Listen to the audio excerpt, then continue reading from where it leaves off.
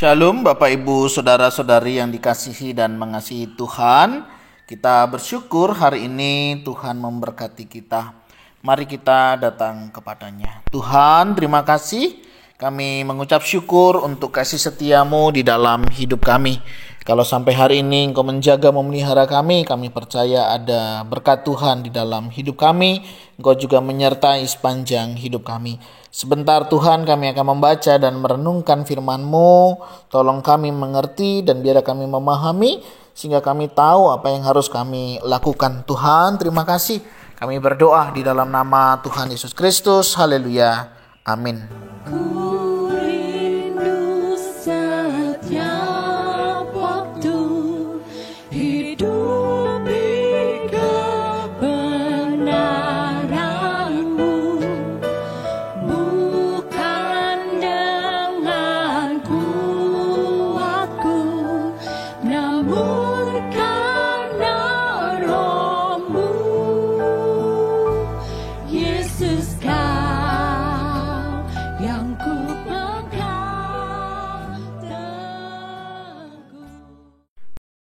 Ayat firman Tuhan terambil dari Matius 19 ayat 16 sampai ayatnya yang ke-26. Dalam bagian ini saya akan membacakan ayatnya yang ke-23. Yesus berkata kepada murid-muridnya, "Aku berkata kepadamu, sesungguhnya sukar sekali bagi seorang kaya untuk masuk ke dalam kerajaan surga."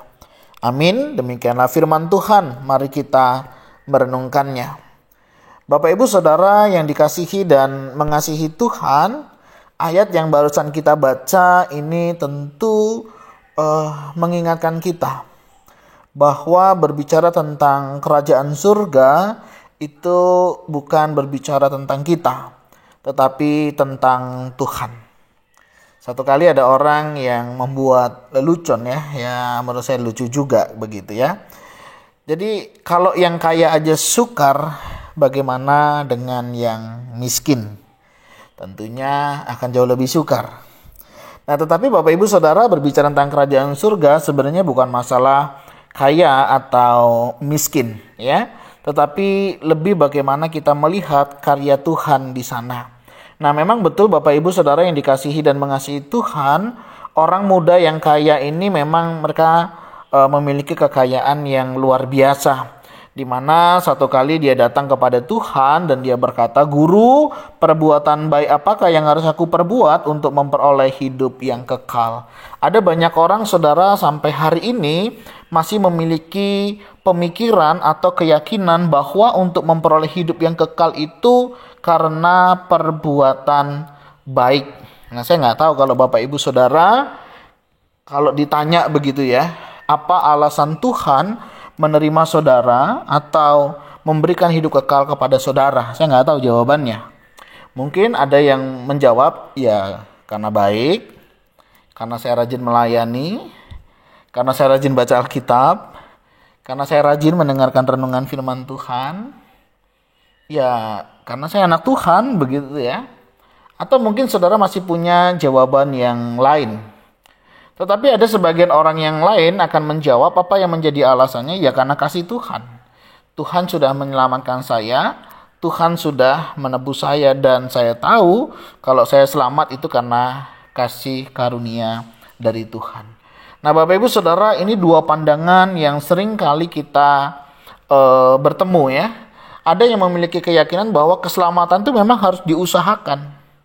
Ya, jadi manusia memang keselamatan itu dari Tuhan, tetapi dibutuhkan kerjasama ya antara Tuhan dan manusia, di mana manusia juga harus tetap berusaha bukan untuk mendapatkan keselamatan ya, dengan dia berbuat baik, dia melayani ya, memberi persembahan lebih banyak begitu.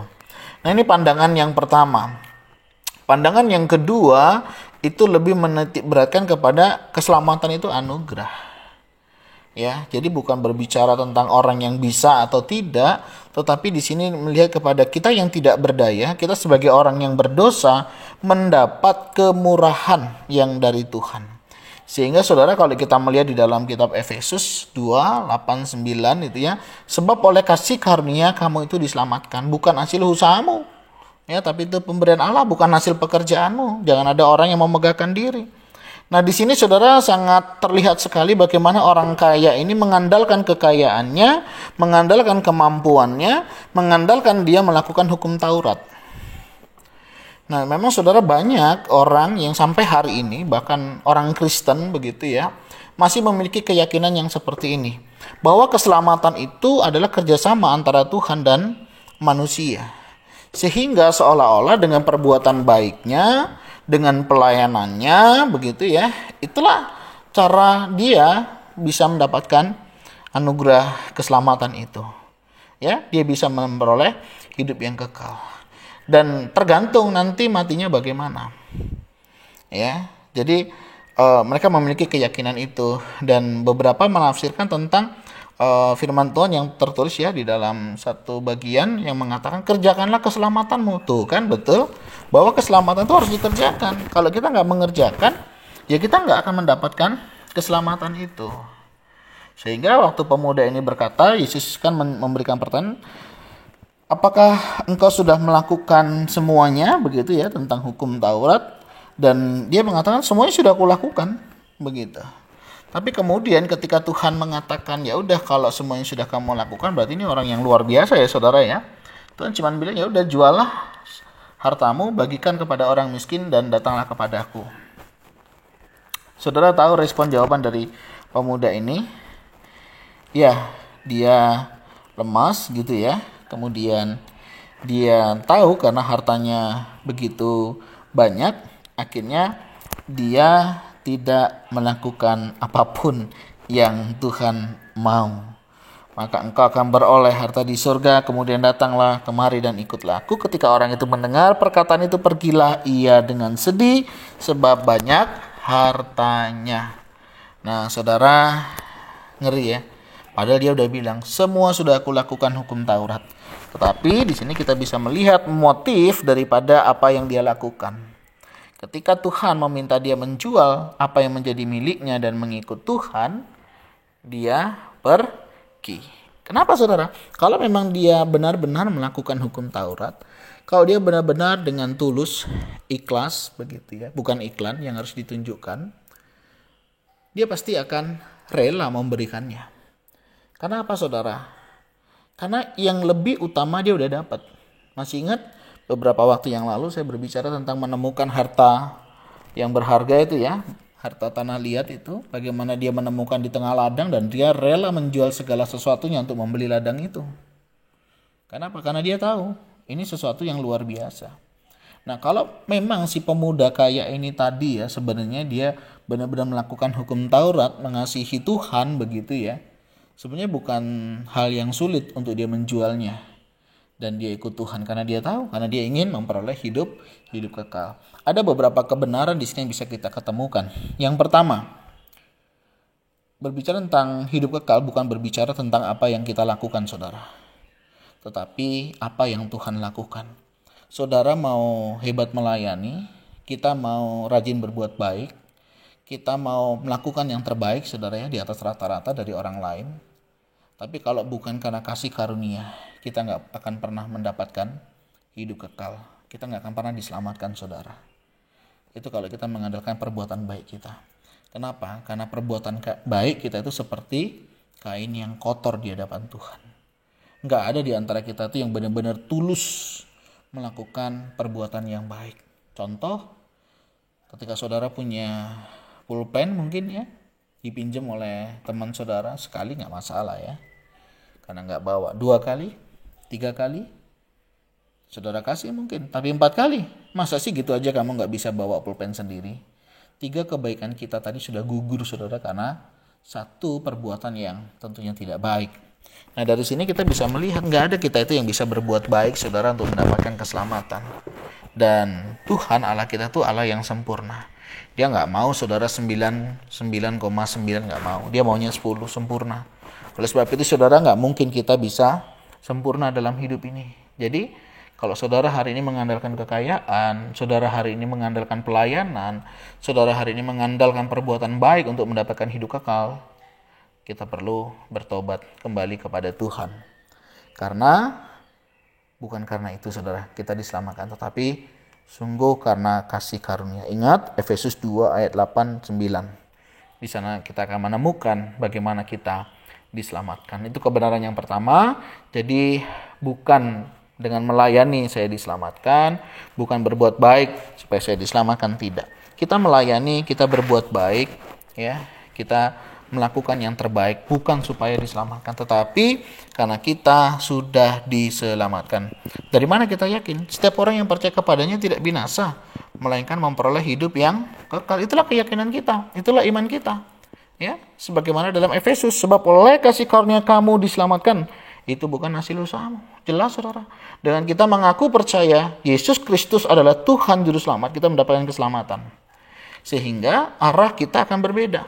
Kalau dulu saya melayani, kalau dulu saya berbuat baik, kalau dulu saya memberikan persembahan supaya diselamatkan, sekarang sudah tidak. Karena saya sudah diselamatkan, maka saya akan melayani. Karena saya sudah diselamatkan, maka saya akan berbuat baik. Karena saya sudah diselamatkan, maka saya akan melakukan yang terbaik buat Tuhan. Ini kebenaran yang pertama yang saudara kita boleh dapatkan. Kebenaran yang kedua, orang kaya ini tadi saudara ya, pemuda kaya ini tadi, akhirnya dia nggak dapat. Karena uang, harta itu menghalangi dia untuk datang kepada Tuhan. Hari ini saya nggak tahu saudara, apa yang bisa menghalangi saudara untuk datang kepada Tuhan. Apakah keluarga? Apakah pekerjaan saudara membuat saudara tidak bisa lagi datang kepada Tuhan? Apakah keuangan saudara membuat saudara tidak lagi datang kepada Tuhan? Atau harta, atau apapun itu saudara.